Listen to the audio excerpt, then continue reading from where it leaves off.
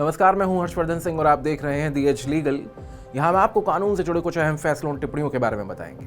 तो करते हैं शुरुआत आज की अहम कानूनी खबरों के साथ। सुप्रीम कोर्ट में केंद्र सरकार ने एक बड़ा वादा किया है। सरकार ने कोर्ट को भरोसा दिया है कि वो बांग्लादेश डिपोर्ट की गई गर्भवती महिला सोनाली खातून और उनके 8 साल के बेटे को वापस भारत लाएगी।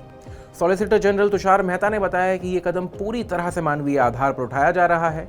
कोर्ट ने पश्चिम बंगाल सरकार को निर्देश दिया है कि महिला की प्रेगनेंसी को देखते हुए उनके इलाज का पूरा खर्च राज्य सरकार उठाए। दरअसल कलकत्ता हाई कोर्ट ने इनकी वापसी का आदेश दिया था, जिसे केंद्र सरकार में सुप्रीम कोर्ट ने चुनौती दी थी, लेकिन अब मानवीय आधार पर उनकी वापसी पर सहमति बन गई है। लाल किले में हुए बम धमाकों के ट्रायल के लिए 6 महीने की डेडलाइन मांगने वाली याचिका को दिल्ली हाई कोर्ट ने खारिज कर दिया है। कोर्ट ने याचिकाकर्ता को फटकार लगाते हुए कहा कि जो ट्रायल अभी शुरू भी नहीं हुआ है उस पर निगरानी कैसे कर सकते हैं। कोर्ट ने साफ कहा कि सिर्फ पुराने अनुभवों के आधार पर यह मान लेना कि इस केस में भी देरी होगी सही नहीं है। केंद्र सरकार ने भी बताया कि अब यह जांच दिल्ली पुलिस नहीं बल्कि एनआईए कर रही है। जजों ने कहा कि इस याचिका में किसी मौलिक अधिकार का हनन नहीं दिखता। कोर्ट का कड़ा रुख देखते हुए याचिकाकर्ता ने अपनी अर्जी वापस ले ली।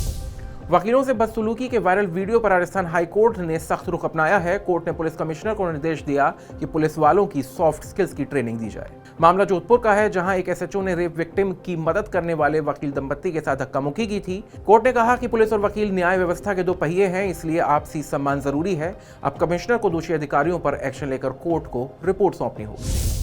इलाहाबाद हाईकोर्ट ने पत्नी की हत्या के दोषी पति की उम्र कैद बरकरार रखते हुए कहा है कि पति अपनी पत्नी का रक्षक यानी प्रोटेक्टर होता है।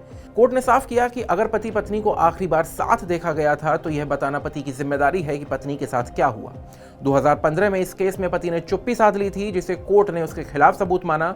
जजों ने कहा कि पति ऐसे मामलों में सिर्फ चुप रहकर यह इनकार करके अपनी जिम्मेदारी से नहीं बच सकता।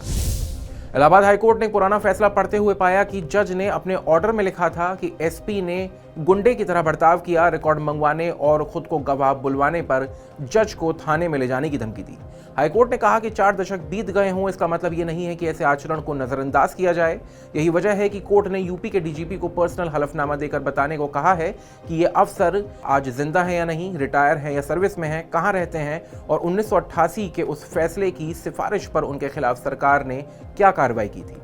कोर्ट ने साफ शब्दों में कहा कि जब कोई एसपी एक ट्रायल जज को इस तरह धमका सकता है तो ये सिर्फ एक अफसर नहीं, पूरी न्याय व्यवस्था के लिए खतरे की घंटी है। मामला अब 9 दिसंबर को फिर सुना जाएगा। तो ये थी आज की बड़ी कानूनी खबरें।